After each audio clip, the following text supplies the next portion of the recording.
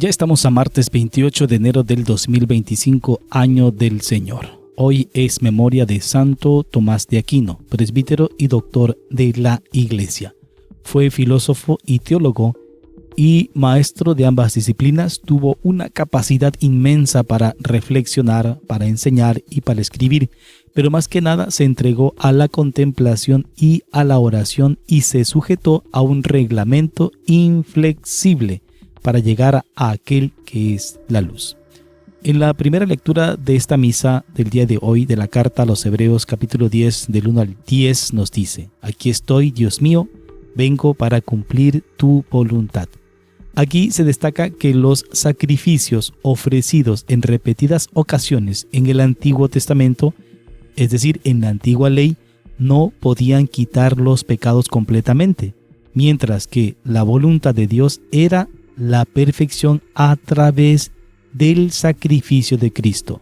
Cristo, como sumo sacerdote perfecto, ofreció su sacrificio una vez por todas para la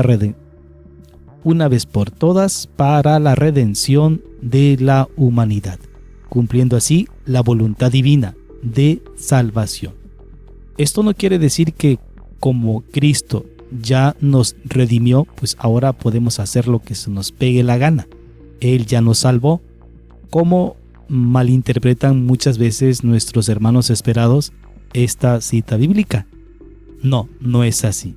Alcanzamos por su sacrificio la redención, pero ya es cuestión de nosotros si hacemos válido ese boleto. Y más adelante el Evangelio nos dirá cómo vamos a hacer válido ese boleto. Por eso en el Salmo decimos: aquí estoy, Señor, para hacer tu voluntad.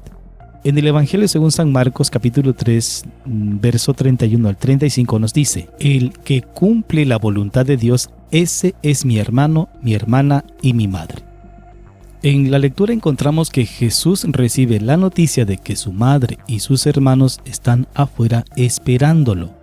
Él responde que su verdadera familia son aquellos que hacen la voluntad de Dios, es decir, quienes escuchan la palabra de Dios y la ponen en práctica. No quiere decir que aquel que escucha la palabra de Dios es su mamá y su hermano. No, así no, literalmente no.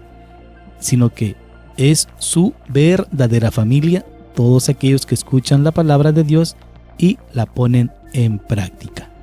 Los padres de la Iglesia han interpretado este mensaje resaltando la importancia de la obediencia a la voluntad de Dios como fundamento de nuestra unión con Cristo y de nuestra pertenencia a su familia espiritual. El magisterio de la Iglesia subraya la importancia de vivir de acuerdo con la voluntad de Dios y seguir a Jesús como la verdadera base de nuestra identidad como discípulos suyos. Es por eso que todo aquel que sigue a Jesucristo se le denomina cristiano. Pero no caigamos en la confusión de aquellos que se dicen cristianos y tienen su centro de reunión en un garage porque alguien tuvo una visión y dijo: voy a fundar mi iglesia y vamos a ser cristianos. No, ellos no son los verdaderos cristianos. Los verdaderos cristianos son todos aquellos bautizados en la Iglesia de Jesucristo, que es católica. Los papas han enseñado a lo largo de la historia que la obediencia a la voluntad de Dios, la escucha de su palabra y su puesta en práctica nos acercan a Jesucristo y nos hacen partícipes de su familia espiritual.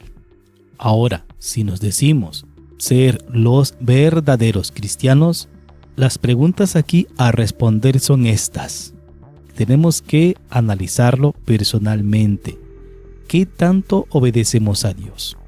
¿Sabemos cuáles son los 10 mandamientos que en base al Nuevo Testamento la Iglesia en su sabiduría nos los ha proporcionado? ¿Nos acordamos de esos 10 mandamientos? ¿Sabemos los 5 mandamientos de la Iglesia? Si no es así, es momento de recordar nuestra catequesis infantil.